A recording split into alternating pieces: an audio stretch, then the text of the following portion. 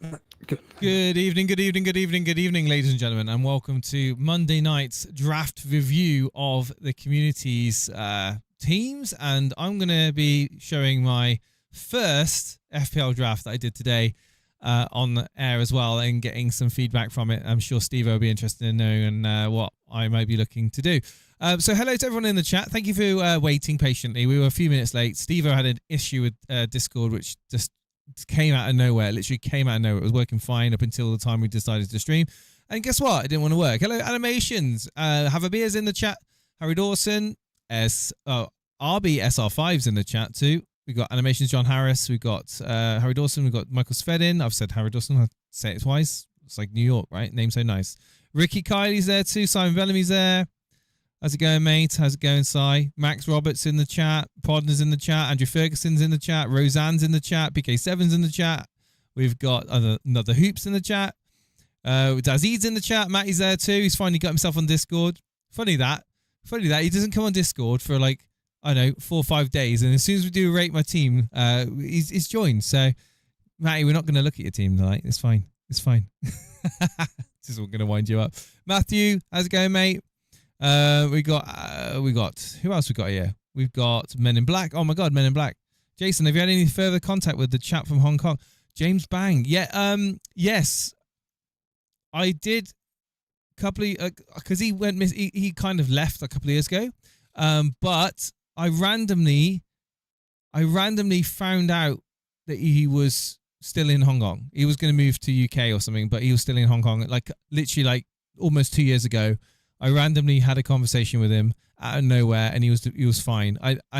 His family's good. We got random name drop there, Men in Black. That was like a really random one there. We got John Wilkes. We got Cinnamon in the chat. Clickers in the chat. Do you remember James Bang, Steve-O? God, the days of James Bang. Form is Temporary Podcast is in the house. Good evening. One Life Soccer's here too. Juno's here. Good luck this season, Jason, Steve-O. Hopefully a good start will bring in lots more 4Ps from the ad revenue. Yes, hopefully soon, once the documents have been submitted, Steve-O's on top of that. We can start looking at that. The 4P from the ad revenue all kind of adds up. Might be able to get a latte by the end of the season. Then we'll start doing some FPL trafficking. We might be able to. May do some engagement trafficking. Oh no! Oh God! We just get your. Where's your camera gone, Steve? Hang on, it's my fault. This whole thing is just against us tonight. Here we go. Ironic, isn't it, Jace? The one time we actually scheduled a stream, it's gone tits up already. Yeah, but the last 2 streams we just stream. Yeah, why not? And then one time we actually stream with a schedule. Oh, it's gone tits up. Brilliant. I wouldn't go. I mean, I'm pretty positive. I'm staying positive at the end of the day. Right. So let's quickly look at what people are saying. We've got, yes, Formers Tebbury, thank you for being here. Ricky Kylie, thank you again. Good evening. John Harris. Right, John. James Bang is hiding in the random office room. And he's probably rich. He's probably made it rich. He's made it big. Harry Doherty's in the chat too. Right, guys, if you're unsure what's actually happening tonight is the night where we are opening up the Discord for call-ins. We're hoping that the fine people in the Discord will come on and talk to us about their teams, much like the old days. However, we're going to try and be really mindful of the time. We're not going to keep going over and over the same players, the same topics. Dino Bino, thank you so much for that for membership, my friend. Thank you so much. Yes, so we've got some screenshots that have been posted. We're going to hopefully get some people in the waiting room. If you are in the Discord right now, get yourself in the waiting room. That's discord.gg/elite-FPL, not Elite FPL in one word, Elite-FPL. At the moment, we are waiting for the vanity URL to be given back to us from Discord. But Dino Bino, much appreciated, mate. So, yes, Steve-O, I know a friend at work of mine has been watching the show. I don't know why, but he's found it amusing. He doesn't play FPL, but he just finds it funny that I'm doing a show on YouTube, and he's discovered it somehow through a colleague. And he laughs. He says, Steve-O's an interesting chap. He keeps going, that me and Ray, we've got the plan. We've got the plan of action. We're pretty much set now. Nothing's going to change in my team. And then later on in the stream, you can hear that he's like, oh, maybe if I get that way, that's an interesting player. How much is he? So he seems to think that you I maybe. don't think I've actually said that. I've literally said I'm sticking with the plan. He's sticking with the plan. He's sticking with the plan. Ray's going to be the witness. In fact, I actually spent a good hour on Plan FPL going trigger through him. what I want to be doing. And to be completely frank, I said to Ray, I am really, really, really happy with what we're doing. Our price points are spot on. Nothing's going to change then from what you're saying at the moment. So Dino Bino's just put a £10 super chat in the chat. So want to make can we get everybody? Why? Can we get everyone in the chat to say thank you, like Dino Bino, because that's pretty awesome, man. You did not have to do that, and it definitely will go towards Steve-O's McDonald's. Maybe do another stream where he just consumes loads of Krispy Kreme donuts. I'm only monetizing this channel to raise £5,000. I'm going to be honest with you. You go to Turkey? Yep. Fair dues. Literally what I'm doing. It's going to cost $5,000. So that's what I'm doing. Including the flights? Once I've paid for that, the end of Elite FPL done. I'm just using everybody's money. He's gone. End of discussion. That's all I'm doing it for. This is the only reason why I'm monetizing is to get money, genuinely. So thanks. It's great. There we go.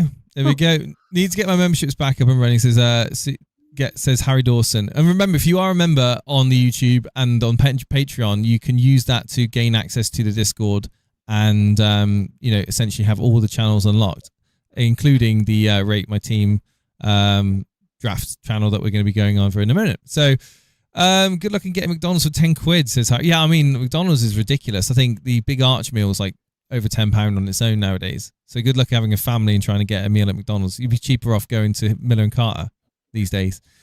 Cinnamon, how's it going, buddy? Max Roberts in the chat too. Ed's watching at home as well. Don't know why he's got anything else better to be doing right now. Carlos Bambos is there. No Haaland, no Salah draft. Makes it nice. Bench boost game week 1 says this bench boost game week 1. I just keep hearing loads of people say bench boost game week 1. Do you think it's going to be like a thing that majority of people are going to look to do, Steve-O? Or is it just a flash in the pan at the moment as a bit of a clickbait? The cynic in me says whatever Andy or Harry does, that's what or Praz, whatever they do, they're going to do. So I think this whole bench boost talk is just something to talk about. I think that the opening game week 1 fixtures aren't that great. They're not that great. What? Tottenham at home to Burnley. That's 3 players, but you don't know who's going to be playing.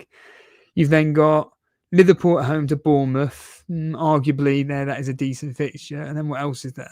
I don't think it's that great. I think Man City Wolves. Man City away at Wolves, aren't they? Yeah. Chelsea at home to Crystal Palace. I mean, Crystal Palace. It's not, again, it's not going to be an easy game. It's not going to be make the most of it. Yeah. I mean, Arsenal could end up battering Man United, to be fair.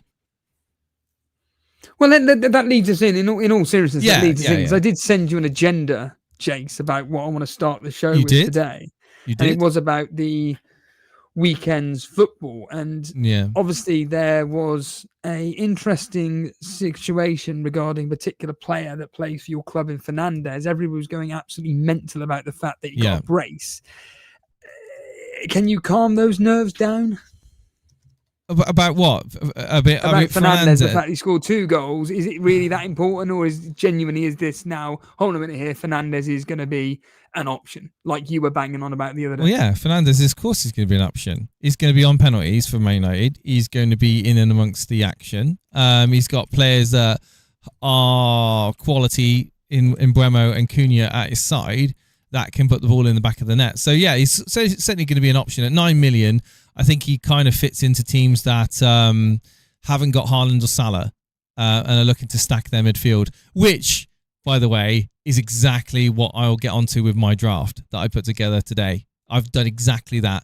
I've decided, after looking at it, Haaland and Salah are just too much to have kind of in a team where you want to stack the midfield. Yeah, so if you want to stack the midfield and you've got Haaland or Salah in your team, it makes it incredibly difficult without going cheap in attacking and defence. And to have a nice all-around balanced team, I actually think no Haaland, no Salah may be the way to start game week 1. Maybe. Might crumble and cave into owning Salah. But I think at the moment, when I get to my team, I'll tell you more about it. But it's an interesting one. But for me, Fernandes, I think I will be starting the season with Fernandes. And I think that'll be a player that me and you will differentiate on. I don't think you're going to own him. No, because their fixtures are terrible. What is this? Just a biased Man United fan coming out in the sense of your fixtures for the opening? Maybe. Let me just finish. Hold on, let me just finish. Arsenal at home, Fulham away, Burnley at home. Granted, Fernandes. If you've owned Fernandes, you captain him in that game. Captain him on that one, yeah. Man City away, Chelsea at home. They're not great, and you're telling me that you're contemplating having Fernandes in your team, despite the fact they're contemplating it. Yeah, I literally am contemplating having Fernandes in my team. I know it's mad, right? I think everyone's got going to avoid Man United like the plague, essentially. Maybe it's just maybe it is a bit of a Man United bias coming through, but he's in my draft at the moment. Okay, that's all I'm going to say. And this draft at the moment is not necessarily going to be anything like my Game Week 1 draft. So, right. Talking of drafts. Obviously, Gyokeres today was put in the game at 9 million.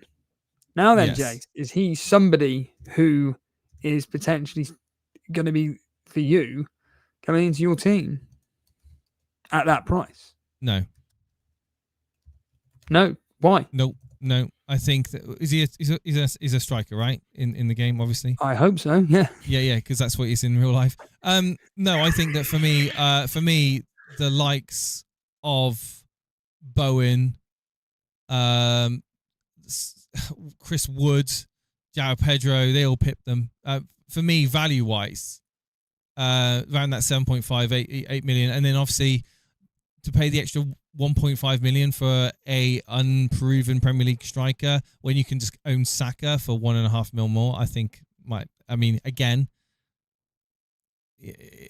save the money and bring Saka in instead of spending it on Gyokeres, because you know what you're getting with Saka, right? You know exactly what you're getting on when you have him in his team. So for that money that you save by bringing in, say, a Chris Wood or a Pedro or even a Solanke or Bowen, the money you save from that, you can then upgrade your midfield to a Saka at what is he, 10.5 or 10 million easily. So that's what I would personally do. I know lots of people are going to be like, happy to bring in Gyokeres, and best of luck to them.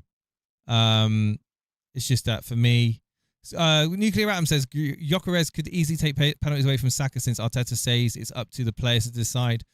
I mean, is he going to come straight in and take penalties? That's the question, Steve-O. I mean, again, it's not set in stone. I think that for me, I still would probably venture on the side of Saka for that 1.5 mil more and save an attack and bring in a cheaper forward. But that's just me.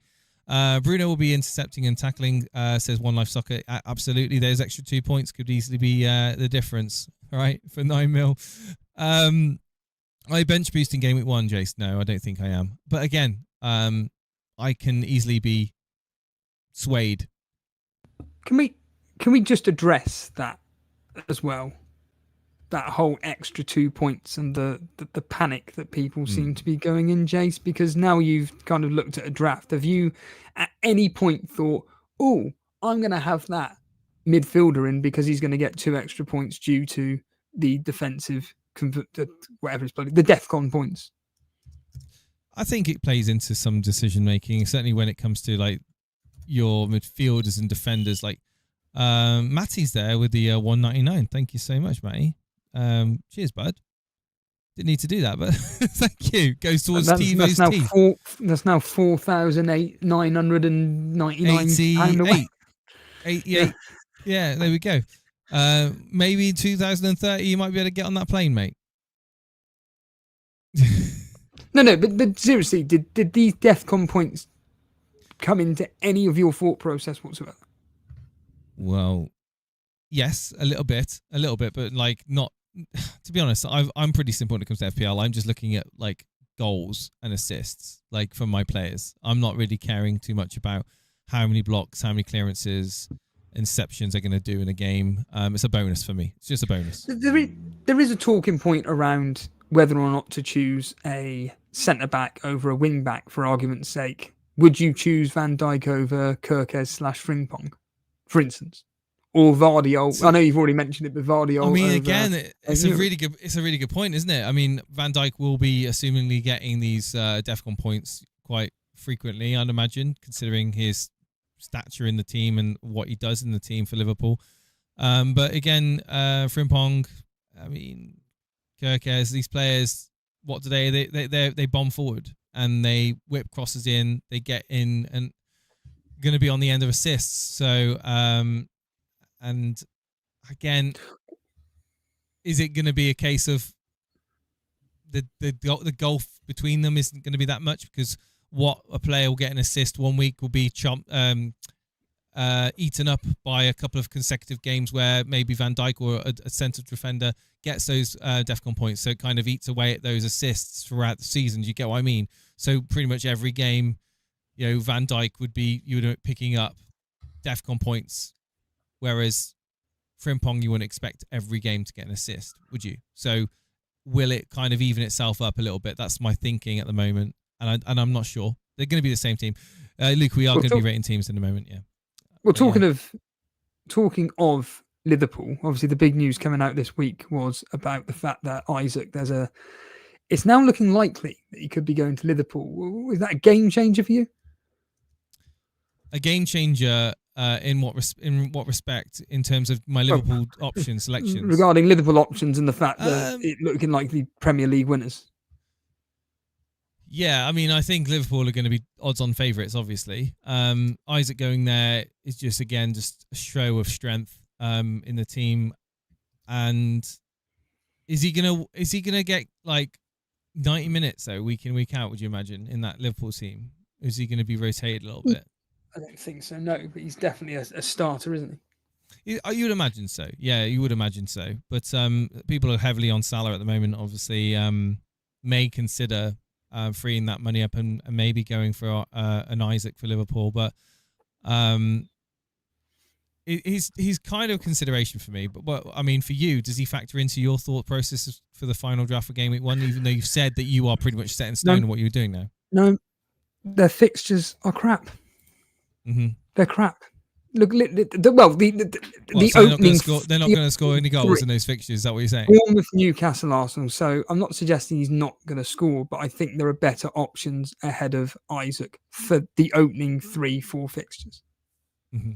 Mm-hmm. But Burnley away, captain material. But will people have Salah or Isak? Isak and Wirtz.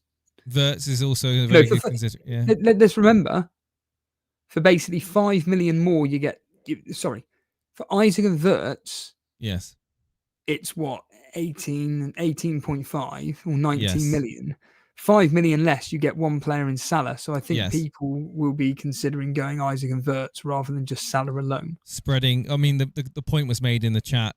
Digital Mayhem says Salah's going to be sharing the points this season. I do think that Salah's going to not match his phenomenal season last season. He's still going to get in and amongst the points, I do believe, but he's going to be sharing them out, as they've got lots of quality players in that midfield. And I think Isak, is going to be an interesting addition to that kind of. Think of the service he's going to get. Yeah, he's going to get a lot of service, and I think that Salah's still going to be very well, but is he going to be worth 14.5 million throughout the season when you've got, like you said, Wirtz and Isak for kind of a few million more? Yeah, absolutely. If, for instance, next season, Salah is still getting all the goals and assists, and Wirtz, Isak, and Eketi, or whatever his bloody name is actually just popping up like the likes of Diaz would and Nunes would, and obviously the sadly deceased Jota would, with the odd goal here or there. Obviously, at that point, it's a question of, maybe Salah is that captaincy option every week. But I just think that due to the fact of his decline over the last few months for Liverpool, and the fact that now they are bolstering their squad with such top quality players, I think that it's looking more likely that this price for Salah is now just not worth it at all. I mean, am I speaking nonsense there, Jason? I don't think you are. Agree? I don't think you are at all. And I think that there'll be a lot of people that go without Salah and Haaland starting Game Week 1. I really do. But let's move on. Let's move forward. Your agenda, you said look at my draft if I've done one. Okay, let's quickly have a look at the draft that I put together, and it certainly is not going to be the final draft going into Game Week 1, but it's certainly one that I put together in about 10 minutes earlier on today to just kind of put something together quickly. So the team basically consists of a stacked midfield, which I think is going to be doing me good. Hold on. Please just go for them. I want to go for this properly. Forget the audience. Let's just me and you talk like mates, okay? Who are your two goalkeepers? Yeah, so it'd be Sanchez in goal, and Dubravka as a kind of like cheap even. Sanchez. Why Sanchez? Interesting. I like him as a goalkeeper. I think he's really good at saves. He's good with his hands, and I think, to be fair, I think Chelsea are going to be pretty solid this season at the back, and Good fixtures. Yeah, good fixtures as well. I've actually got 3 Chelsea players on my team at the moment. We'll talk about that, but my team on screen is the initial draft that I put together today. It's got a few things that I will probably look at moving to change, but I'm pretty okay with it being my first draft, to be honest with you. No, Okay. we'll get through. I mean, for defenders, yeah. I'm going with a 3-5-2 formation, Steve-O, and I'm going with 3 defenders that I think are going to get me returns in both Defcon points from the likes of Wan-Bissaka, because I think he's screaming out to get them. Vardiol with Defcon points and attacking return potential, because we know what he's capable of in that role at Man City. And then Frimpong, who's a bit of like attack-minded, almost a winger really. He's going to be like for Liverpool. So the 3, Frimpong, Vardiol, and Wan-Bissaka at the moment fill out that 3. And who are the 2 bench? The 2 bench will be Konsa for Aston Villa, and then a Alex Moreno, which is like just basically a fodder player at the moment. So let's just explore that for a second. So your 3 main ones are Wan-Bissaka, Vardiol, and Frimpong. Frimpong, Correct, completely brand new in the Premier League. Opening fixtures, I've already told you, are tough. Newcastle away, Arsenal at home are very, very difficult. Bournemouth at home, all right, that's a bye, essentially.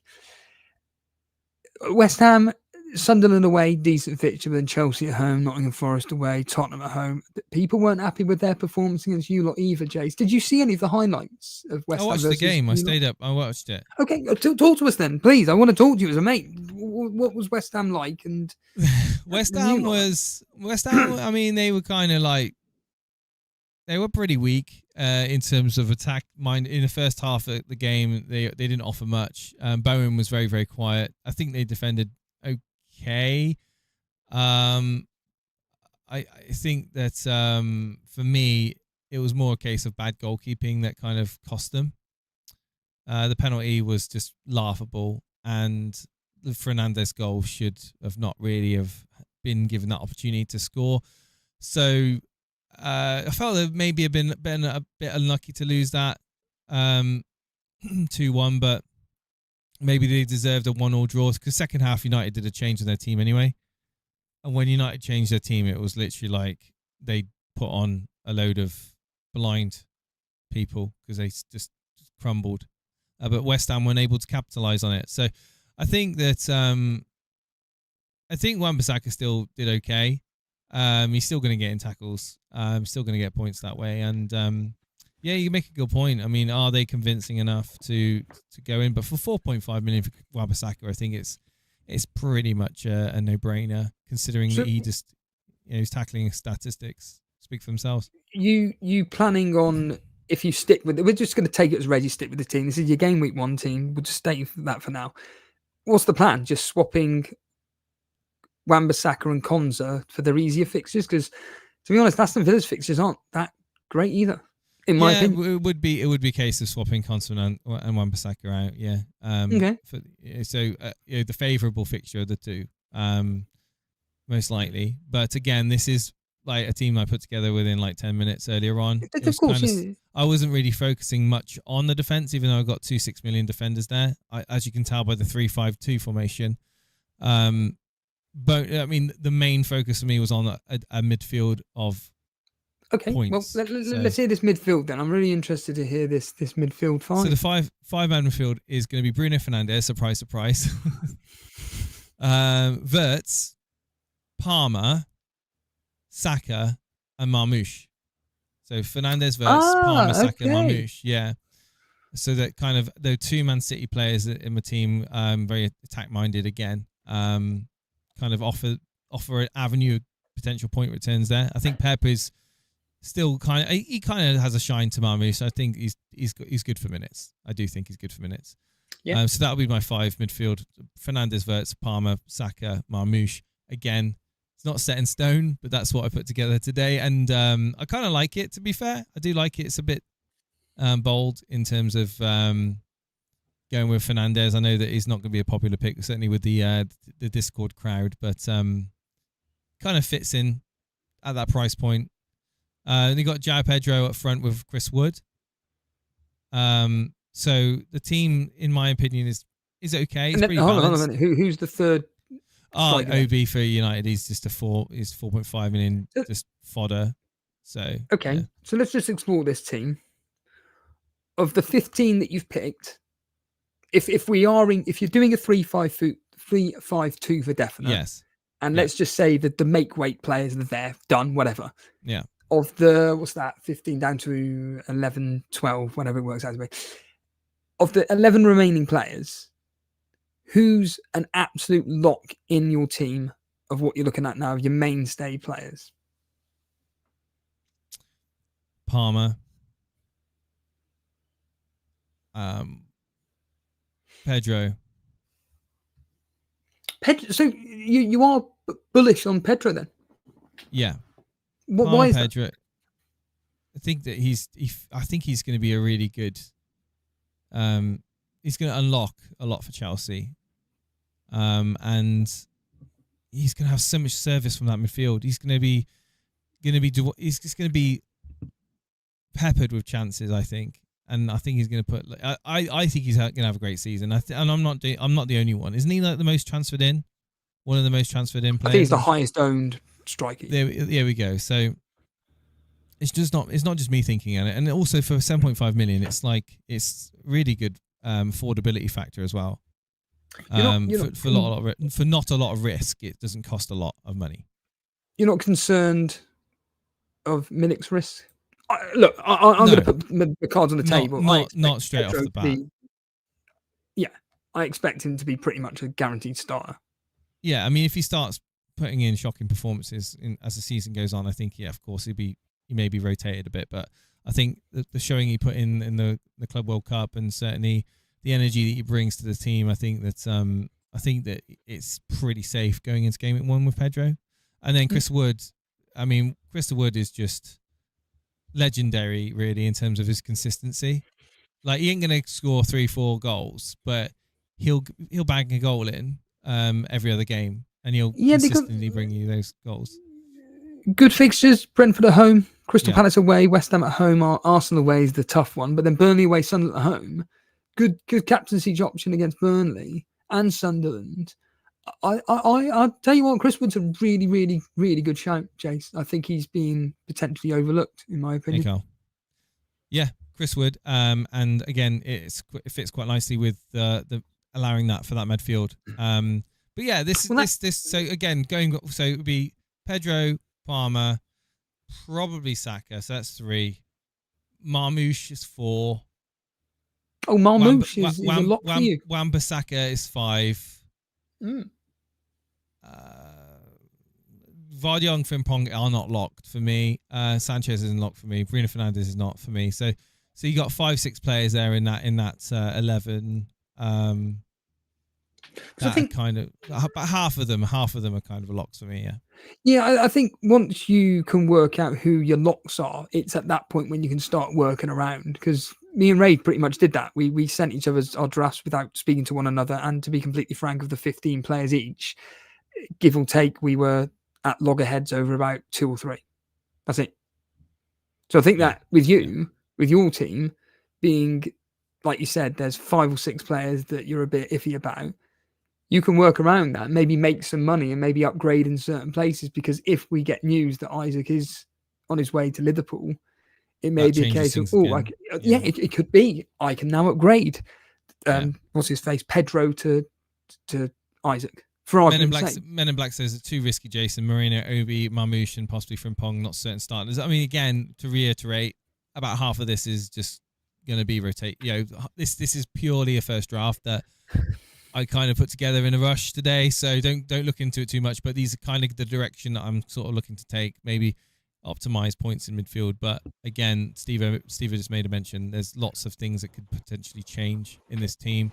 and there's lots of different options that I can go down. So, but yeah, like I said, like 5-6 players in this team are probably going to be locked in. But yeah, good shout on Spurs attack as well.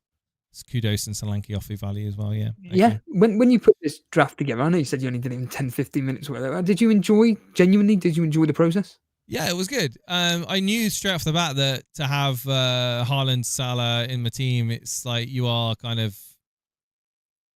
have to suffer in other areas, and you're going to sacrifice quality in other areas. I tried to have quality all around. I do like the quality of Wood. Pedro looks great to me. Midfield-wise, I like the look of the midfield. And Wan-Bissaka I've admired since, even before he joined Man United. And I think that, Gvardiol and Frimpong, Frimpong's the one that I'm a little bit uncertain of. But that could be changed quite easily anyway. 6 million, there's lots of different options. I could even bring in Van Dijk just for kind of safety. But Sanchez is not locked for me. But, again, that's something for the price point of 5 million, I can move him around. Well, a quick question. Are you adamant on no Haaland and no Salah? No, I'm not adamant on no Haaland and no Salah. It's just I find that to get a team that I like the overall look of, it just looks better without them at the moment. But if I wanted to go 4.5 in defence all the way and then go cheaper in midfield, then of course I can bring in like Kudos and downgrade and play Salah and downgrade Saka. I think for me at the moment, the Fernandes to Salah is what, 5 million, 5.5 million that you've got to find. That's quite a lot of money. When you start chopping away at the defense, you're grabbing the odd million there and then chopping away at Saka's points. So you'd be bringing in. You are scuttling your team a little bit. I will say there are, some decent players at 4.5 defensive wise, which can be rotated. It can be done. Admittedly, the opening 8 fixtures for all teams is pants.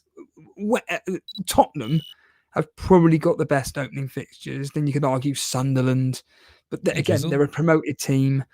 Then you could be looking at maybe Bournemouth is maybe a team that people are overlooking potentially.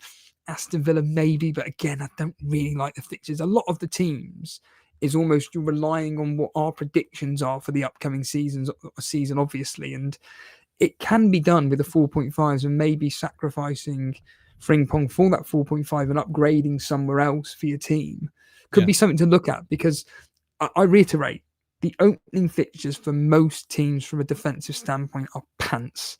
The only thing that you can rely on is the fact that, we know Arsenal are a very good defensive team. We know Chelsea, as of late, are an excellent defensive team. Liverpool, no comment, because we all know what they're like. Man City, well, it could be anything really. And then everybody else, it's kind of a bit of up in the air, really. So I think the opening 8 game weeks, we all can just take a risk on defenders. And like I state, there are some absolute bargains out there, Jace. Yeah, I'm surprised you haven't gone with Cucurella. I'm surprised you didn't go with Cucurella. I did look at Cucurella, but again, Sanchez kind of could easily be Cucurella. I could swap him around. So again, Sanchez is not set in stone. It was literally just one thrown in. I have to say, I like the pick. Cucurella is a good pick as well. Right, let's just move forward, because I know timing-wise, let's move into it. We haven't even got into Discord yet. So Discord, guys, this is your opportunity. Get yourself in the waiting room now. We'll get you on air. We'll talk about your draft. So if you're in the Discord now, you're listening in, get yourself in the waiting room. We'll drag you in one at a time to talk about your team. We've got someone in the waiting room at the moment already by the name of Animations, because I'm on streamer mode at the moment. So yeah, Animations so we'll find Animations team, and we're going to go through some other drafts as well. But here we go. We've got Animations team here. Let's drag him in and see if this is going to work, shall we? Animations, man, can you hear me? Yeah, I can hear you. How you doing, boys? Yay! No technical difficulties. Brilliant. Awesome. So Animations team is on screen right now. So Animations, is this your main draft at the moment, or is this one of many that you've posted? It's the first one I've found. No, so that's my current team. Brilliant. Awesome. So let me just read it out so people listening, doing the washing up or changing a nappy or somewhere can hear. We've got Verbruggen in goal for Brighton. We've got Cucurella, Gyokeres, Wan-Bissaka and Pedro Porro as a back four. So I like those picks, to be fair. Gyokeres, Cucurella, Wan-Bissaka, Porro.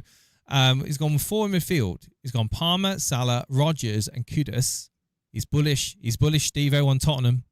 And he's gone for the 2 up front in Pedro and Solanke. On his bench, he's got Nana Nuku for whoever. Just a 4 million. We get that. Strand Larson, which is a good pick for Wolves. Agbadao, GP for Wolves, and LFA for a team we will not mention that's going down. So the team. Talk to us about this team then. What's the thinking behind this? Because this is this is a 4-4-2. It has got Salah in. Is this an example of the sacrifices that you have to make to have Salah in your team? In the sense that you've decided to go a bit cheaper than myself on the defense, and in midfield, obviously we're having Rodgers and Kudus in, as opposed to me having Saka and Fernandes in. And are you happy with it? Yeah, I think overall the structure of it I like. Obviously, the main omission with my team is there's no Arsenal for the Gameweek 2 fixtures, but I think the overall structure of the team I like. Like, I've got players to cover other players. Like for example, you see, I have Strand Larson on the bench. Obviously, I'm covering him with obviously playing Wan-Bissaka as a plum fixture in Sunderland. So for example, like I can chop and change these players and bring them in and out when I need to, when their fixtures are the right ones. But overall, I like the look of it. You think that fixture against Sunderland's a good one, do you? Yeah, I think the other day, someone in the Discord was telling me that apparently Sunderland lost. I think they lost 3-0 to Hearts. I generally think Sunderland aren't going to be as good as. By any chance?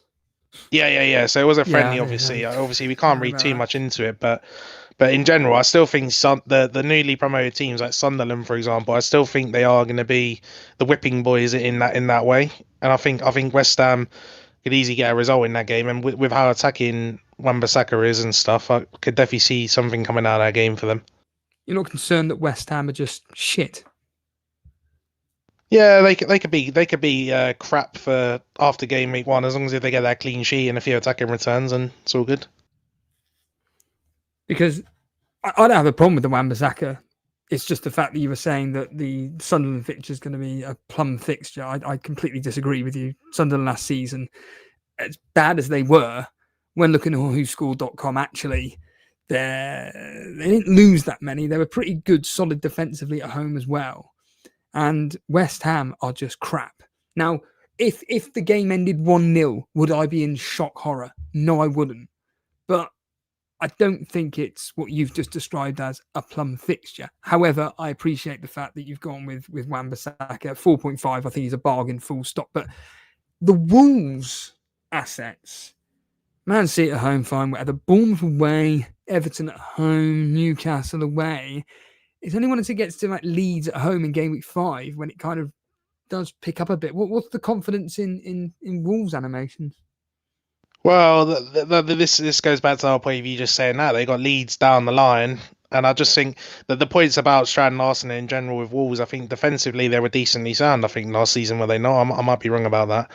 But in general, like with the attack, they brought in newer assets. Like they brought in that Arias from Fluminense, and he had a decent Club World Cup for them.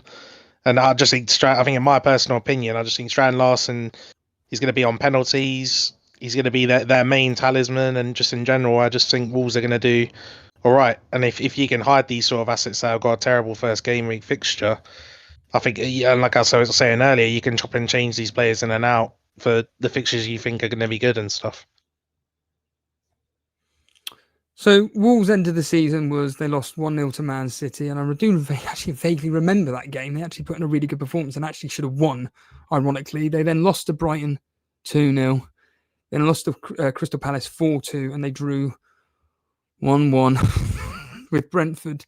At the end of the season, scoring 54 goals and conceding 69. I have Wolves, personally, as a team who are going to be struggling next season. And don't get me wrong, are they going to get relegated? Probably not, but they are going to be up there with one of the teams fighting relegation, I think. They're certainly bottom half easily because Burnley and Sunderland, they're gone. So we know that. They're gone. They're finished. So it's down to the likes of, like I said, Wolves, Brentford. Can they pick up from the fact they've lost half their team? Wolves are another one who've lost half their team. West Ham are just absolutely garbage. But again, I think they've got the Premier League quality to just about stay up. So they will be fighting no matter what. But overall, with your team, you're happy with the animations? I mean, I'll just ask the question to everybody, really. Of this 50, well, of the 11, the main 11, 12, who's an absolute lock for you? So I think definitely Salah. I think Solanke, Rodgers, 100%. I just think he's a bargain at 7 million. Like, you're not going to get any better than that for how decent he was last season. I think definitely Gyokeres. I think the points you were saying earlier, you were surprised about Jason not having him.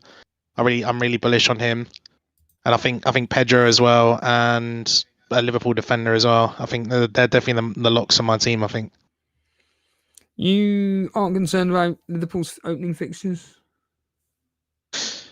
Yeah, I think the point of people thinking about not going with Salah or other Liverpool assets is kind of a bit ludicrous for me. I think I'm in the other direction as you and Jason are. I think you can't go without the premiums at the start, but I get the reasoning why the fixtures aren't great. Why do you say that?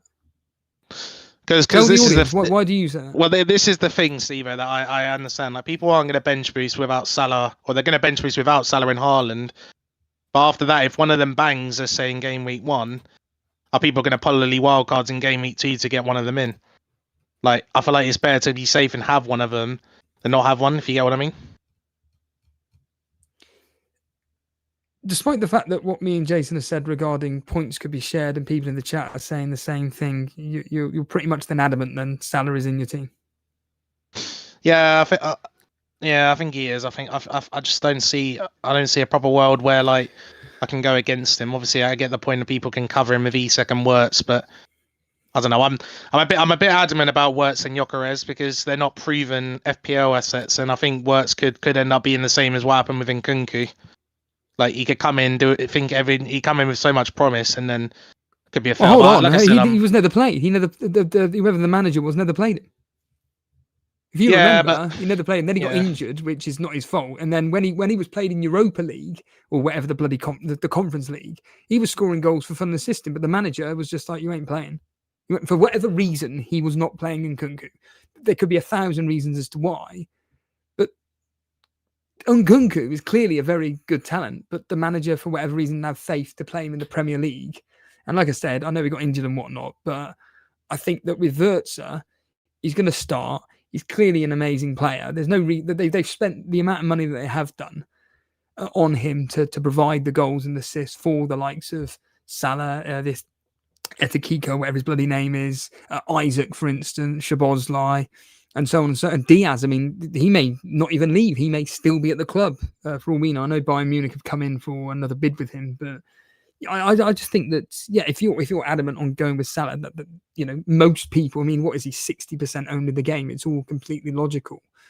But I just think that for a lot of people, I think that they're underestimating how Liverpool's points will be shared, especially with, like I said, their fixtures.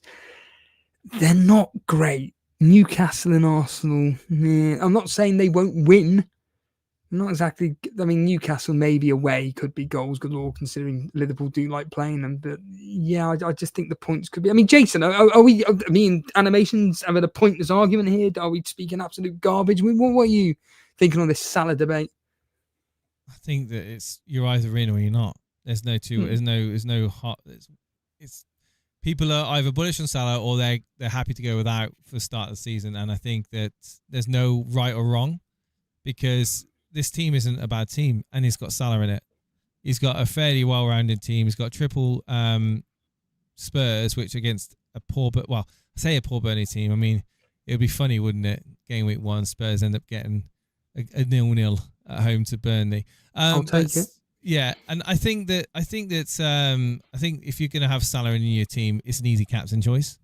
Whereas, like, look at my team, I've got very similar style, price point players where I'm going to be kind of fighting at myself about who to captain. Whereas if you have Salah in your team, it's straight off captain. So yeah, absolutely. I like the team. It's good team animations. Thank you so much, Daniel, for the subscribe as well. I appreciate that, buddy. Yeah, but so animations, thanks for coming up, mate, and talking with us, being the first caller. It's been a while since you last spoke to us, and I'm just mindful of getting other people on in time, and Matty's itching, I think, to talk to us, Steve. Yeah, no worries, boys. Thanks for having me on. Yeah, and, cheers, mate. Yeah, don't be a stranger, anyone in the chat. The Discord's always open. It's great chats. We talk absolute twaddle in there, but it's good fun. Don't be a stranger, people. Yeah, become a member, guys. Get full access to the Discord.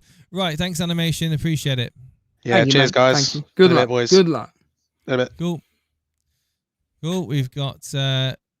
In all seriousness, good conversation. You know, we're not here to shoot people down. We just want to hear their thought processes. Absolutely. I'm just going to turn streamer mode off so I can read people's names. Ricky, we've got any comments in the chat, Jace? Any comments at all talking about that? A couple of Salah. Podder saying Salah's going to score 7.5 points per match. He's done it for years, 10 years. Verts brings even more creativity for Salah. So people are bullish on Salah in general. Rubber Toads in the chat as well with an emoji. No Wickfoot says if we think points will be shared, it surely makes Haaland the most obvious choice because he's the main source for goals for Man City. I mean, it's definitely. I'm not seeing a lot of Haaland teams, Steve-O. No. And their fixtures, you know what Man City are like.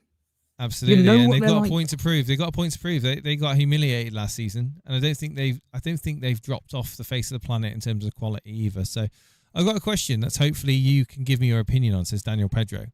For the first 3 game weeks, Haaland, Adringa, Gibbs, White, and Mikalenko, or Solanke, Wirtz, Saka, and Gabriel. Well, I mean, for me, Solanke, Wirtz, Saka, and Gabriel beats Haaland, Adringa, Gibbs, White, and Mikalenko hands down. But yeah, it's purely that Haaland. I mean, Haaland essentially negates the quality there that you've got in Wirtz, Saka, and Gabriel. Unfortunately, you are. I mean, I like the idea. If you're going to captain Haaland for the first 3 game weeks, obviously, then there is definitely a strong argument that you would have a no headache captain. Again, I don't know what the rest of your team looks like, but it's for me 60-40, 60% towards Solanke, Wirtz, Saka, and Gabriel. Steve-O? Yeah, I agree. Despite the fact that not the a bad first option with Milenko, either options aren't bad. It's just you're sacrificing, aren't you? Sacrificing a lot for Haaland. But if you're bullish on Haaland and you're bullish on City, then the points that he brings in by captaining him, and the fact that he is going to be a differential in your team. So again, if you calculate that those points from Haaland, especially if Salah doesn't get the haul that people are hoping him to get, with all these new attacking options in Liverpool, maybe it could be the way forward, my friend. It's really tough to say one or the other on that one. But if you had a gun to my head, I probably would go on the side of caution and go with the team with Solanke and Wirtz. Right. So yeah, that was. Let's get Ricky on. He's been waiting patiently in the waiting room. And guys, don't forget, if you are in the Discord, get yourself posted your team in the drafts and get on the into the waiting room. We'll get you on. Ricky, mate, thank you so much for waiting patiently. We've got some new members applying to join as well. We'll get these guys in. We'll just accept them there. We've got Waldstone. We've got the Kin. Lol is dead. Just show my squad. Wow, you have to be a member, mate, to show your squad. Blitz in 47. Follow the things. FPL Have a Beer is coming in as well. Gary, Hammy, Ethan, Liam, and Doherty. Harry Doherty's coming in. Right. Can you hear me, Ricky? How you doing, bud? Yeah. All good. All good. Keeping well? You had a good weekend? Had a great weekend. Excellent, very good, mate. Are you looking forward to Game Week 1 starting this season off? Yeah, Can't wait. I was full sure I was going to bench boost until Gyokeres came in at 9 million, and then I was like, he just has to be in the team. He's too good. I think. Gyokeres, the Gyokeres team. Here we go. I've got your team up on the screen. For the people listening in, we've got Kelleher in goal. He's going with a 3-4-3 formation. Gvardiol, Wan-Bissaka, and Udogie. He's gone Captain Salah, Elanga, Rodgers, Palmer, Solanke, Pedro, and Gyokeres. I like the 3-4-3. I've always been a fan of 3-4-3. And I like your attack. I like Gyokeres, Pedro, and Solanke. They are for their respective teams going to be sources of goals, you would hope. Right, Gyokeres coming into that Arsenal team. Pedro, the top of the spearhead for Chelsea, and certainly Solanke for Spurs against Burnley at home, which is, you kind of hope if he can't score against Burnley at home, who can he score against? Midfield-wise, Rodgers, as Animations mentioned, price point, quality, he offers good value there. Palmer obviously showed great ability in the Club World Cup, and obviously dropped off last season, but he's a quality player. I mean, for me, Elanga, he's probably one of the ones that stand out as for me as like meh pick. We got Salah though. This is the thing: you've got the Salah in your team, and you have to sacrifice your money somewhere. And again, Rodgers, Elanga certainly scream out to me having to sacrifice money. But overall, mate, this team is not bad at all. There is points in this team. Steve-O, if you got it up in front of you, can you? Cool. Yeah. I mean, it's very similar to Animations. As I said to you, Jace, there's a lot of options at the 4.5 range in defence. And Ricky, the simple question is, it's pretty much what I see as a standard team. But Elanga, why Elanga with their opening fixtures not being that great? Well, I think first of all that, like, if Vissa goes to Newcastle, Elanga has great potential to get assists. He scored in pre-season, which doesn't mean a whole lot. But what it does mean is that he's going to get minutes. And I thought it was important seeing him play alongside Gordon. Because initially I thought him and Gordon could be fighting for the same position. And he's a 7 million that done really well at Forest. And like we've seen the assists he gets to Wood. And I think having Wood is a big problem because Gibbs White has sort of been held there against his will. You've seen him to talk with the owner and the pitch where the owner's basically sat there pointing a gun at him saying, I'm very happy to stay. And you have Elanga gone. So I actually think if Wissa doesn't go, he'd be lucky to get 10, 15 goals this season. And I think Elanga in that Newcastle team, a better team, will get good points and potentially even outscore the 9.0 Bruno. Easily. Jace. Hold on there, Ricky. Hey, There's don't 2 get extra attacking points. Bruno, mate. Bruno, leave him out of this. You know a lot about Elanga. This is the former Man United player, isn't it, Jace? Yes, yeah. Elanga. Yeah, moved to Nottingham Forest. Did a decent job there. You got it that he left Man United and has gone on to the way he has performed. Would he be someone that you would want back? It's hardly a shock horror that players leave Man United and perform better. Look at Anthony. Certainly Elanga is a lively player. He's got skill, his ability. Again, you've got the biggest irony here is that Elanga would be the best United winger, including all the United wingers. He's better than Garnacho, Rashford, Anthony, Sancho. Rashford's gone. Anthony's gone. But that's what I'm saying. The players, the money that we spent, we could have just again concentrated on the youth. But unfortunately, United is exactly an epitome of efficiency. Let's be fair. They're the director level and above are just completely incompetent. But anyway, this isn't about Manchester United. This is about your team, and your team. You've had to drop price points in terms of having Gyokeres, Palmer, and Salah in that team. You've had to drop down into the 4.5s in defence and obviously cheaper options in midfield. I can't say that this team isn't going to provide you points, but what I can say is obviously there's question marks over Ramsey. Will he start? He's just 4.5. let's get real he's a here. fodder. He's a fodder that you're probably never going to play. Yeah. To be fair, isn't he? Konsa rotation with. I mean, Udogie as well as questions about him. Is he going to be playing 90 minutes for Spurs? Are you going to have to rotate him out with other? He's injured, isn't he? Udogie, yeah, I think he is at the moment. So again, that one there is going to be a Konsa coming in. Gay then is going to be a second option on your bench. So, I mean, I like the overall thought process that's gone into the price points here, because you have got a very good attack. You've got 3 very good strikers. You've got Salah. You've got Palmer. Rodgers, you've got to make a very good strong case for. Elanga is a question mark for me. But other than that, if Konsa does come in for your doggy, you got Wan-Bissaka, Gvardiol, and Kelleher in goal. I don't think it's a bad team at all. I really don't. I'd give this a 7 out of 10. The final question for you, Ricky, it's the standard question of the 15 or the main 12, 13. How many are a genuine lock in your team? And apart from the fact that the main ones like Salah, Rodgers, Palmer, I mean, the likes of Elanga, Udogie, João Pedro, Gyokeres, how many of these are actually a lock by game week 1 deadline? I think what might shock you is that the person I'm most concerned about is Salah, because he's the reason. Like I have him because I like the idea of having an easy way to get to Haaland or an easy way to get to Saka. Like, he's just there for price points in terms of if Saka goes out and scores a hat-trick against United, I don't have to play a wild card to get him. I like having the dearest player in the game, so that if someone below him, like I had Harry Kane 2 years ago, and I went straight to Haaland after game week 1 because Haaland scored a hat-trick. So Salah's in my team because if he doesn't do it against Bournemouth, I'm shipping him out game week 2.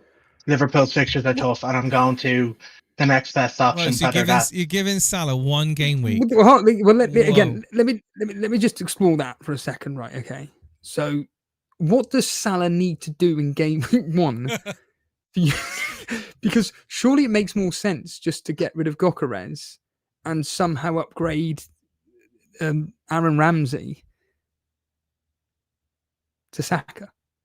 I'll tell you what Salah has to do in game week 1. He has to outscore Saka and Haaland. That's all he has to do. If he can outscore Saka and Haaland, I'll stay on my team. If he doesn't, he won't. He has the easiest fixture. Bournemouth at home is easier than Wolves away and United away. If he can't do it at that, that's it, he's got. Simple. What are you... Bournemouth at home are going to be no mugs. Again, I'm not suggesting for 1 minute Liverpool aren't going to win, and I would expect them to win. If I'm doing the Super Brew, I'm going to put 3-0. So let's just say it ends 3-0. Of those 3 goals, what would you need Salah to do? And don't say outscore Saka and whoever. Yeah, points wise. What points mark are you looking for Salah game week 1 as captain? As captain, I'd like 2 goal contributions. Yeah, so it'd have to be 2 assists. Yeah, 2 assists and maybe a clean sheet. So what's that? And then it's I'll keep him for Newcastle and Arsenal, but then because Gyokeres, when we get Ray on at some point to talk about Arsenal, Gyokeres isn't a guaranteed starter. I know obviously we're going to get more information as we move forward, but for the first opening few weeks, he may not be a starter, Ricky. Yeah, he may not be a starter. Yeah, Your best bet could be to get Saka in just immediately from game week 1, so you don't have that headache of wanting to bring him in for that plum. And it is a plum fixture against Leeds. We all know what Arsenal do at home against these promoted teams. 4-0, 5-0, 6-0. Saka always does well. He's what I call a flat track bully, to be honest, a bit like Haaland. Flat track bully, especially at home against these teams. And who would you be captaining in game week 2 then with this particular team then? Oh, Gyokeres if you had him, but yeah, that's the plan. The other thing I'd say is that as a United fan as well, United have a way of making bad things worse. And missing out on the Gyokeres deal that was 99% done if we won the Europa League. It's written in the stars. He scores a hat-trick against United. It's written in the stars. It's already happened. We're going to have pie in the face, absolutely. I to be fair, that you make a very good point.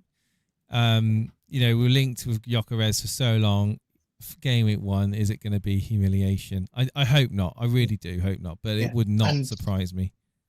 And that's sort of the other thing why Gyokeres is locked, is because if Arsenal fans are to be believed, they would have won the last 3 leagues if they had someone who can put the ball in the net. Now they have him. If Arteta doesn't start him, he won't be able to leave the Emirates. Never mind, he won't have a chance to be sacked. Yeah, those entitled Arsenal fans, how dare they? I mean, I just want to ask one final question for Ricky. Has any consideration of these Defcon points come into your consideration for defenders? Yes, I would. Yeah, Guardiola would have been potentially Aït-Nouri, but his minutes are a bit of a concern. But like, Guardiola is solid. He can play left back. He can play centre back. Good at interceptions. Good at clearances. And then Wan-Bissaka and Udogie are more of the attacking wing backs. I'll say thank you. Cool there, Jake. Yeah, Ricky, thank you ever so much for coming on, man. You make some good points there, buddy, and I like your team, and it'll be interesting to see how you chop and change, and whether or not you stick with Salah going into game 1. So maybe closer to the deadline, we might do another stream like this. We can come on and give us an update. Cheers, buddy. Yeah, cheers, folks. Thank you. Thank you. Legend. Yeah. Thank you so much. We've got 176 people tuning in at the moment, Steve. 176 tuning in. If you have not already done so, please hit the subscribe button and hit the bells to be notified when we go live. If you want to support the show, you can become a member. You can come and follow us over on Patreon as well. Patreon members, YouTube members get full access to our YouTube, to our Discord. And in Discord, you can essentially join mini leagues, speak to like-minded, awesome managers, and more importantly, talk to us and share your team and the team drafts, because everyone seems to love to do that. We've got Joe in the waiting room. I was going to say, just what are people saying in the chat? Just briefly. What are people saying in the chat? Right, people are saying in the chat right now. We got Haaland is going to be smoking, says Drizzle. A DJ seems to think that Haaland would outscore Salah this season. It's not an outlandish statement, to be fair. Haaland outscoring Salah. I mean, I think Salah is going to share more points with his compatriots. I think that's pretty much something I'm hearing a lot of people thinking. Gary says Salah will be differential if enough people start thinking it's the hipster cool move to go without him. I don't think it will be. I think the majority of people will have him. Yeah. 60% people already own the bloody player. And it's like Triggerlip said, once FPL review goes up, that'll be up to 70%. And then once Andy, Harry and that lot will own him, it'll go up to 75%. You just know Isaac goes to Liverpool, Salah will get 15 goals tops.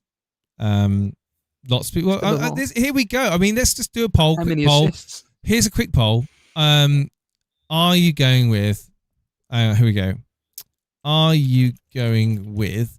I'm going to go... first option, Salah.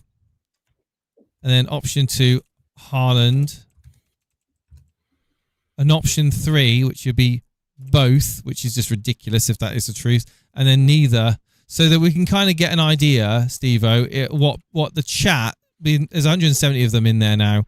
They can give us an idea what they're going to be doing game week 1. Are you going with Salah, Haaland, both, or neither? Just do a 5 minutes, guys. 5 minutes to decide on that poll for me. Hit that button. We'll move into the next caller very shortly. And you're neither, Jace, at the moment. Kevin, yeah, I'm at the moment. I'm neither. So we got Kevin in the chat too. Right. I think it's pretty clear that some of these team drafts that we've got here in the Discord are not near probably what the final drafts are going to be like game week 1. I suspect there's going to be more tinkering to come. But it is interesting with Gyokeres. I think Gyokeres is a bit of a knee-jerk, isn't it, Steve-O? Do you not agree? Yes, but it's about information. This game is all about information. As we get closer to game week 1, more information, absolutely. Joe Nicholson is in the waiting room. Joe, thank you for waiting, buddy. Thank you for coming on. How you doing, bud? I'm doing well, thank you. How are you guys doing? Yeah, not too bad. Not too bad. Are you confident going into game week 1 as we head towards game week 1 that your team is there or thereabouts where you want it to be, or are you still kind of like, I have no idea? I think it's there or thereabouts in terms of like the cheaper players, but in terms of like the premiums, I think a lot of it has to do with what happens with Isak. So I'm sort of like, you don't know exactly how my team's going to look until we find that out. Okay, well, let's just say he goes to Liverpool. What then? So the draft if you see the draft I've put in. Yeah, I've got it up on the screen here. So for the people listening in, we've got Sanchez in goal. We've got then there's a 3-4-3 formation with a few cheapies on the bench that we won't really need to talk about. In fact, they're all cheapies on the bench that we don't need to talk about. So we're concentrating on the 3-4-3. Gabriel, Concert, and Williams. Nico Williams, interesting. And we've got Saka, Rogers, and Dai, and Kudos. And then up front, we've got the man, the myth, the legend, Haaland, alongside Pedro and Isak. So this is a very, really, for me, this is a team of superstars. Like Isak for Liverpool, yes, could easily do very well. Haaland, I mean, we know what he's capable of doing. Saka, boom. So those three players are taking up a fair portion of your money in attack. We've got Gabriel Concert. Gabriel is your premium. You sold one premium defender, and Sanchez in goal for 5 million. Are you concerned that your focus with Haaland captaincy, is it purely that you don't want to have to think about your captain and you just want to get Haaland in, forget about it as the single Man City asset in your team, set and forget, captain game week after game week? No, it's not set and forget. I'm not one to just captain a player because they're the most expensive. Like if you look, for instance, Arsenal's fixture game week 2 against Leeds, I think I'd go Saka. I think if Isak goes to Liverpool, I think in 4 and 5 they've got probably the best fixture. So I'd probably move it between those three. But so the question is, if you're not going to captain Haaland each week, and you got 14.5 million tied up in him, and you've gone cheaper in midfield, and arguably, cheap in defence, are you thinking you're getting optimal value out of that 14.5 invested in attack, considering that you're going to rotate your captain? Is that something that is going through your head? I think it would be a problem if I felt like I was compromising elsewhere, but I don't think I've had to. Like, I know the bench is a bit cheap, but in terms of the main players, your bench is pretty I mean, you wouldn't be expecting any points from your bench. Let's be fair, right? So you are relying on that 11 starting, playing, and getting you those plus 60 minutes. Are you, Steve-O, you're very quiet there. You're looking at it. I think this is maybe not one of the stronger teams that we've seen tonight, purely because of the Haaland Saka combo. Your thoughts? Shall I tell you a little secret, Joe? Go ahead. This team is very similar to mine. Hey! And is that a good thing? It depends how your thought process is, because like what you've just said, I like the defensive rotation. I think that the premium defenders / premium team defenders, their opening fixtures aren't that great. They're not great. Now, owning one is fine, and I appreciate the fact if anybody owns 2, maybe 3, I get it. But the opening fixtures for the likes of Arsenal, Man City, Chelsea aside, they're not that great. Liverpool you can include in this. And that's why I'm seeing a lot of people potentially looking at. I know Alex Volo, and shout out to Alex. We haven't actually said thank you for the thumbname, by the way. Talk about shout out. We'll quickly shout out to 10FS or 10F5, I should say, with the $4.99 super chat. 10F5. I apologise. Thank you very much for that very generous $4.99, my friend. That will go towards Steve-O's Turkey trip. Sorry to interrupt there, but also Alex Volo for the insane thumbnails that he continues to create for the channel too. Yeah, so I've completely lost my train of thought now. Why I've just brought that up. Thanks for that, James. Well done for defenders. Defenders. Oh yes, that's right. So he's adamant on doing a game week 4 wild card. Is that something in your thought process, Joe, about when you're going to be wild carding? Well, yeah, probably later around game week 13.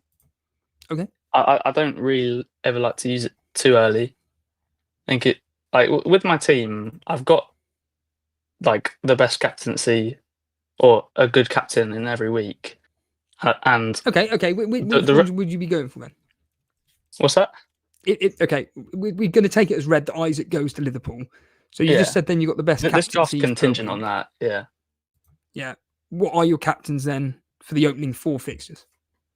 So the Haaland, Saka, probably Haaland again, and then Isak.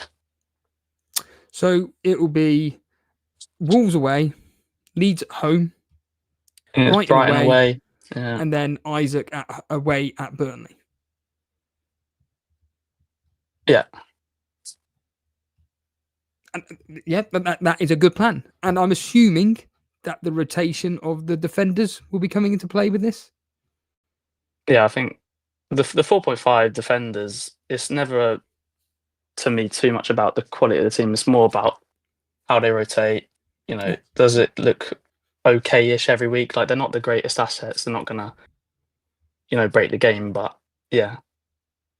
And this is the point. This is why with mine and Ray's plan that we've got, and I did he was pissed off with me for going too far in advance, but I do enjoy using this plan FPL because it's the first time I've ever used anything like this, and it really does make me a bit more calmer and less emotionally. Has it got AI suggestions in that? No. It's all down to what me and Ray are doing, okay. And I have to say, I'll send you the link, Jay. Don't bother me. I have to say that looking at my own personal team going all the way up to game week 12, I am really happy with it. I look at it, I go, the players' fixtures are good enough. Because the reason why I'm saying this is because the opening fixtures for the premium teams just aren't that, oh my God, I've got to own Gabriel. Oh my God, I've got to own Cucurella. Oh my God, I've got to own Van Dijk, for instance. I think it's only until we start getting towards the game week 4-5 era, maybe even as far as game week 7 and 8, when it really does start changing. And the teams with the 4.5 defenders, I think they've got solid enough fixtures, like you said, to not have to worry about, so long as within reason they've got a decent home fixture. You're going to be all right. And I do like that. I mean, Joe, how likely are you going to be doing this plan when game week 1 deadline happens at 6:30? Sorry, cut out a little bit. Could you just repeat? How likely are you to go with this plan by game week 1? Yeah, I mean, it is contingent on Isak going to Liverpool. I've got a draft if he doesn't, and I've got this, but the defence is fairly similar. And the key core of it is quite similar with the cheap midfielders. So yeah, I'm fairly settled on it. As you said, I use Plan FPL as well, and it is a good way of just, especially for like the rotations. If you see up to 10, 12, whatever, there's not a week where it looks bad. Yeah. So that sort of just gives you comfort over that. I do like the fact you've gone with 2 differential midfielders in Ndai and Kudos. You're confident in them performing for their teams. I think I'm more confident in Ndai. He's probably Everton's talisman, and they've got decent opening fixtures. Kudus is a bit of just a placeholder. Like, if he is important for Spurs, we might find that out over the next few weeks. But yeah, I think they've just got good fixtures, so that's why he's there. So Isak doesn't go to Liverpool. What happens to your team then? What is your thought process? He's going to bring Salah in. Yeah, Salah would come in most likely. Haaland will go bye. Yeah, that's the main. Haaland's slightly cheaper, so you can do a little bit more if you have him. But yeah, that's basically the key of it. Yeah, the Isak contingency is a big deal, isn't it? That's not. We got a £10 super chat coming in from Craig Boy Crook. Says, give me a wave, Steve. You legend. Come on, Steve-O, give me a wave. To be fair, the team, the more I look at this team, the more I actually think that there is a lot of sense being spoken about here. Assuming Isak is going to be a Liverpool player, and Obviously, you know, the cheaper midfielders, they're not going to be pulling up, you know, miracles, but they are going to be steady, bringing in points. I like Kudus. I like Konsa. I think he's going to be doing well for. Nico Williams is not necessarily someone that I'm really kind of. Jace is the fixtures. Fixture. And obviously the rotation. Yeah, I get it. I think for me, this will be an interesting one for you to come back on close to the deadline as we know more about Isak, and then see where you are with your team and whether you literally have just kept it as it is. But yeah, man, I think, Joe, I mean, we've said what needs to be said about your team. I actually have warmed to it the more I look at it. I'm going to give it 7 out of 10, my friend, and maybe an 8 out of 10 if that Isak does go to Liverpool and gives you that access to that Liverpool attack, mate. So well done. Appreciate it. Wish you the best of luck with your opening teams. Cheers, mate. At least you haven't got Bruno Fernandes. Yeah, I'm not sure what level of tinkering I'll have to get him. Oh my god! We've got super chats coming in here. We've got Gyokeres has come in. Gyokeres is the brains behind the Reddit, the FPL Reddit. So guys, if you haven't already checked that out, that's one incredible source of information. He's also the Reddit FPL Discord owner as well. So he's been a part of the community for a while, and that's a very kind of you, Gyokeres. But he's asked me to give him a short dance. Come on, for five. I mean, I'm dancing for £5. Is that the old one where you get up and? Is that how cheap I am now? Is that literally? Oh, we've got a poll, and give him it by the end of the stream. I might do a short dance for Gyokeres, but you have to make sure you're watching. All right, so you have to guarantee a viewership. We've got 160 people tuned in. If you haven't hit that subscribe button, bell icon, do so please. We're going to end the poll. 94 votes on this. Are you going? And Joe, if you're listening, you can also give me your thoughts on this as well. Are you going with Salah? 45% of people saying yes are going to go with Salah. 24% of people saying neither. 22% going Haaland. And then a very small 7% going with both. I think Salah is the focus, isn't he? He really is. And to go with Haaland is crazy. The potential differential points you're going to be getting having Haaland in your team and captaining him game week 1. Quality. Yeah. Well, it's the risk, isn't it? Yeah, you are going to be kind of cagey going into that first game week, not owning Salah, though, aren't you? Again, it is based on Isak. He's Isak being 4 million less than Salah. If they were in the same team, I think more and more people would lean this way, but we don't know that yet, so we have to find out. Cool. Thank you, Joe. Appreciate it, mate. Thank you for the support. It, cheers, buddy. Take care. Cool. So no one in the Hangouts at the moment. If you are in the Discord, want to chat about your team, and you've posted your team in the team drafts, come into the waiting room. We'll get you one shortly. I 10 minutes left. We'll go to about an hour and a half. Yeah, Jace. Yeah, do a dance. I mean, I don't dance. Do you dance, Steve? You did that. I can wash. Yeah, I can a bit of two-stepping and whatnot. We've got to do. I love it, mate. Hang on, I'll do a dance. Do it now, not here, but hang on. Let's do a dance. I'll do it. Ready?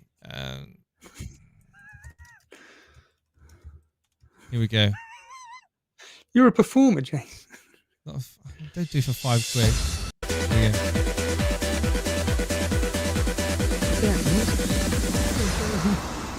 Oh damn! It gives a break. You get the idea.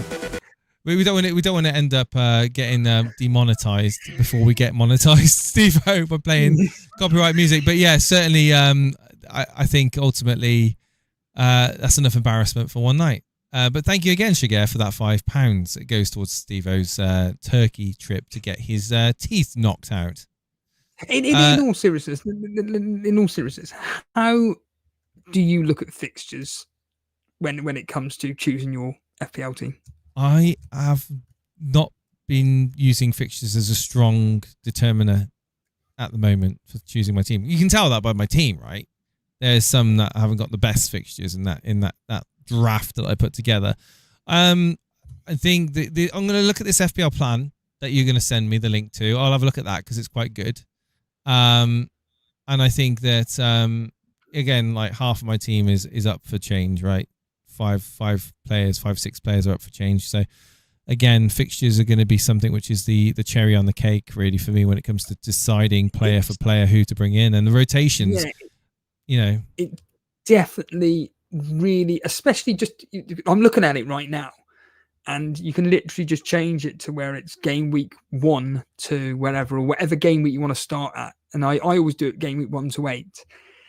And it really does make you open your eyes and go, well, where do I see the clean sheets coming from? Or can I get a rotation pairing with defenders and make sure that they got the decent home or away fixture? I'm stating the bloody obvious, I know, but it really will open your eyes to maybe looking at those 4.5, maybe at a push 5 million defenders, Jace. Because like I keep stating, this Defcon points really has been overhyped, but it's a distraction. But it's maybe it is going to end up being something that you. It'd be good for the premium team defenders, like the Liverpool, Arsenal, Man City, etc. It really will be good for them. I've got to shout out Matty as well, FPL Matty, who donated earlier. I think I did shout him out, but apologies if I didn't, because he wants to say that he was unable to post his team and join the Discord earlier because he was away on holiday. So, mate, do not apologise for going on holiday. In fact, I wish I was on holiday now, because it sucks working in hot weather, but certainly no problem, Matty. And a shout out to you, man. Thank you for supporting the channel. Bruno and Steve in Turkey, only missing Marty, says Buffy in the chat. Marty? Well, on that note, I think we've got one more guy in the rating room, and then we can get out of here, Jace. I think look at BO30303's team. No, Bobido, or Babido. Yeah. How's it going, mate?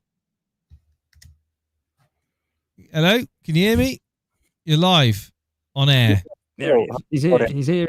Please do not sweat. No, I'm here, buddy. I'm here. How are you, your real name? I'm fine. I am known as Abu Dhabi in the Elite FPL, as you guys know me. It's good to be here for the first time. It's good to see you guys, and hello to everybody in Elite FPL. So you're one of the. So Steve-O, you may not know, but Abu Dhabi is one of the regular hangout crew that we have in the Discord. Certainly before it got nuked, and now as well. So he's pretty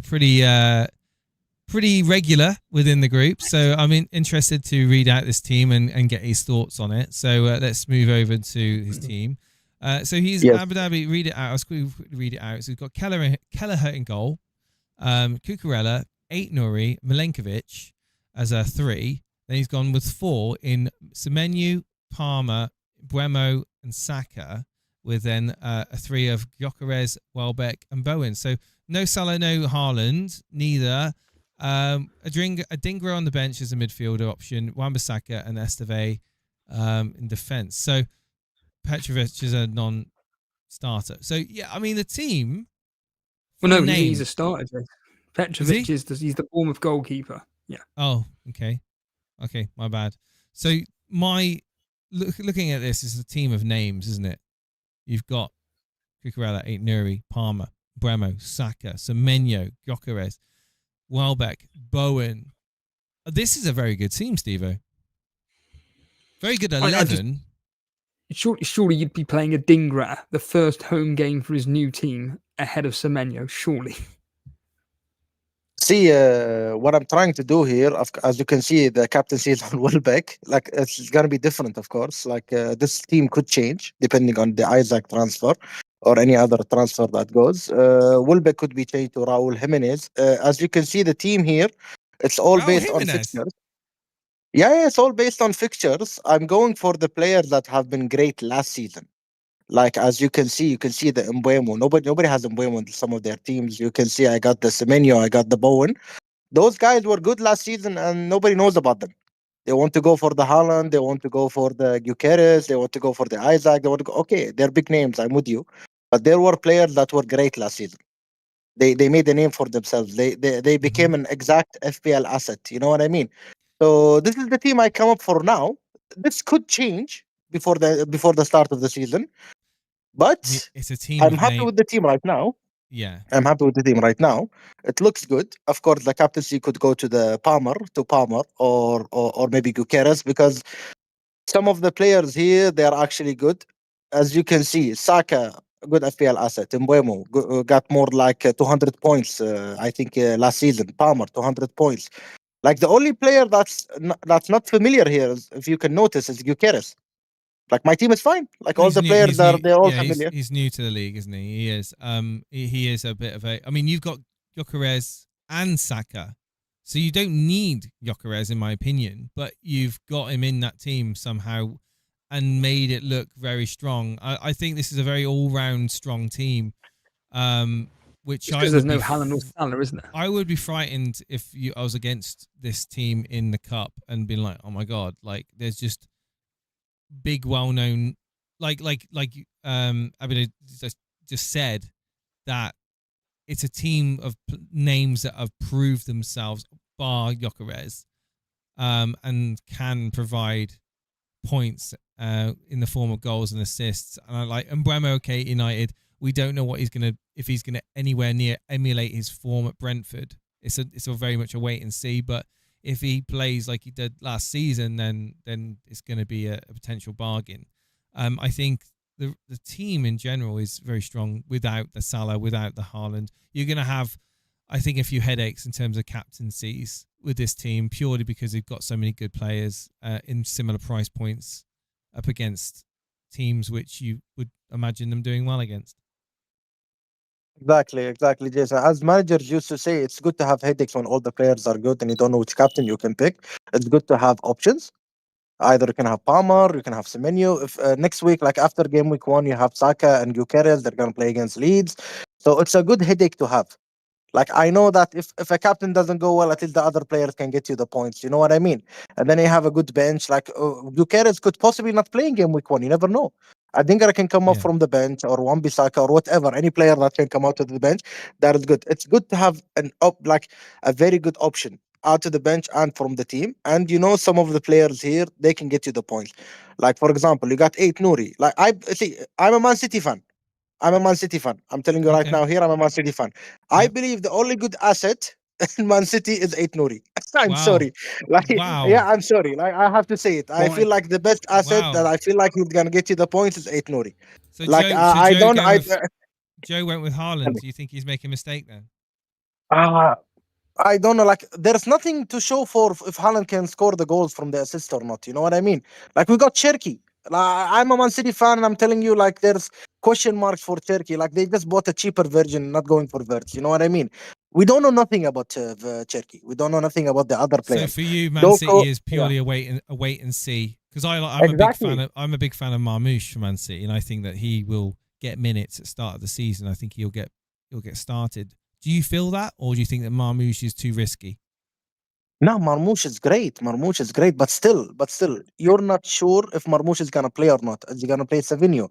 Is he gonna play Doku? Is he gonna play? You don't know. Like when Guardiola has a lot of players, you don't know who's playing. So I'm telling you right now, the only good asset in Man City is 8 Nouri, because he's gonna play in the left back. And he's gonna get you the points if he does well, and you know how attacking he is. I'm sorry, like you don't know what happens from Guardiola. You have to wait and see 1 or 2 weeks. If you guys want to do a wild card to get Haaland, if he scores like 2 hat-tricks in 2 weeks, I don't know. But for now, I believe in 8 Nouri. I believe 8 Nouri is a shoe-in. He's a good player. He deserves that 6.0. I wish he was cheaper.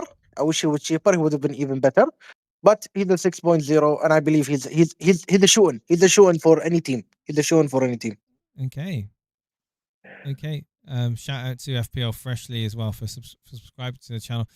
Steve, you got anything else to add to this selection in front of you? It's going to be that question, Jace. Of this 15, how many are an absolute lock, Abu? If I keep this team, I can keep like more than 6 to 7 game weeks. If they are fresh, they're not injured, they're all okay. You can stick with this team for like more than 10 to 12 game weeks if you can. If they stay fit. Like you have a Bowen, he's a talisman. You got Wilbeck, he's their striker for Brighton. Evan Ferguson has left for Roma, so Wilbeck is the talisman. You got Gyokeres, come on, 63 million. If he doesn't play, then why bother? And then you have the talisman Saka. You got Mbeumo, the 70 million that he's gonna prove a point. You got Palmer, the most important player in Chelsea right now, and you got Semenyo. I can swap between Semenyo and Adingra if I want to. And then you have Milinkovic, who had a very good season last year. And you got Ait Nouri and you got Cucurella. So I believe everything is fine. I really need to tinker on the goalkeepers. I feel like I need to tinker on the goalkeepers a bit, but I'll keep them for now. Men in Black in the chat makes a good assessment here, and an observation. He says, I assume he'll be playing Saka and Gyokeres away to Liverpool in game week 3. No Liverpool players in the team. Interesting. Vardiol could cover at left back on occasions. Are you worried that, having both Saka and Gyokeres is maybe too much? You're right. See, like I told you at the start of the stream, this could change. Some of this could change, not everything. But for now, I like the team. And to his point about Gvardiol, sorry to interrupt you there. No, I just want to finish this last point. Yes. Just want to finish this last point. For Gvardiol, I think Gvardiol is going to play at the centre-back position. The reason why he bought Ait Nouri is that he really needs a left back, and the guy does very well what Guardiola needs. Unless they buy a right back, that's a different story. But I believe Guardiola is going to play as a centre back. That's just my final opinion on the Guardiola scenario. Okay, I'm going to read these players out. Is it a lock or is it a maybe? Kelleher, lock or maybe? Maybe. Cucurella, lock or maybe? Lock. Ait Nouri is a lock. Lock, yes. Milenkovic. 100% lock. Semenyo. Could change. Palmer. Lock. Mbeumo. Lock. Saka. Could change. Gyokeres. Lock. Ooh. Welbeck. It could change. And Bowen. Between lock and change, but for now I'll say lock. He has good fixtures coming up. 7 out of 11. So you got 4 players that maybe could change. Okay, fair enough. That's pretty. To me, it's like you're pretty certain on your team. It looks like, Steve-O, I think it's an interesting tactic. It's a good team, and I think it's different. It's refreshing to get different teams on tonight. I've really enjoyed tonight's stream because we've had managers coming on, not sticking to a template that they've seen online or on the forums. They've got their own thought processes. They're sticking with their own thought processes. I like it. I feel that, there's still the whole Isak debate. Obviously, being a Liverpool player, how will it factor in to people's teams? I think people are waiting to find out. And this team, there's absolutely every chance you're going to be scoring big on these players. Certainly, not having Salah or Haaland in your team, could be a headache for you. But if you're going to have a strategy going through, and like you said, you can take this for 12 game weeks. Is that what you said? If you think you can take this 12 game weeks, then by all means, my friend, don't let anyone tell you otherwise. Thank you, Jason, and thank you, Steve-O. Yeah, thank you for guys having me. Shout out to all the guys that I'm in the hangouts, and thank you for everything. Thank you for having me, and goodbye. You're a star, mate. Thank you for the support you've given to us, and continue to give to the Discord. Thank you, my friend. See you. Thank you, buddy. Soon. Thank you, buddy. Bye bye. Quality, brilliant, guys. I've been so happy with the people that have come on tonight to talk about the teams, and we're going to be doing it again, possibly next Monday. Maybe again, just keep an eye out for scheduled streams and notifications on our social media. What I will say is that if you didn't come on tonight to talk about your team and you've just joined the Discord, read the information, get yourself signed up, become a member of the Patreon or the Discord, of the YouTube. Get yourself access in. If you've got any questions, speak in the public chat channels. And I want to say thank you. Thank you for your support. Everyone in the chat that was there before the stream started, that we were slight delayed. People that have stuck in throughout the stream. We were 170, 180 viewers at one point. We're 140 viewers now. So thank you ever so much. If you haven't already subscribed, please subscribe. Your support means the world. And thank you for everyone that super chatted tonight and supported the channel in each and every way that you have. Because, at the end of the day, we do enjoy this hobby that we do. And it's great if we can kind of get something from it. And certainly Steve-O getting a new set of teeth would be amazing. If you had to go on, I know the Eat food in official, front of a woman. the official FPL studio talk with Gianni Batiste. Who knows? Right. On that note, thank you ever so much. All the best, and we'll see you very soon. Take care. We will indeed.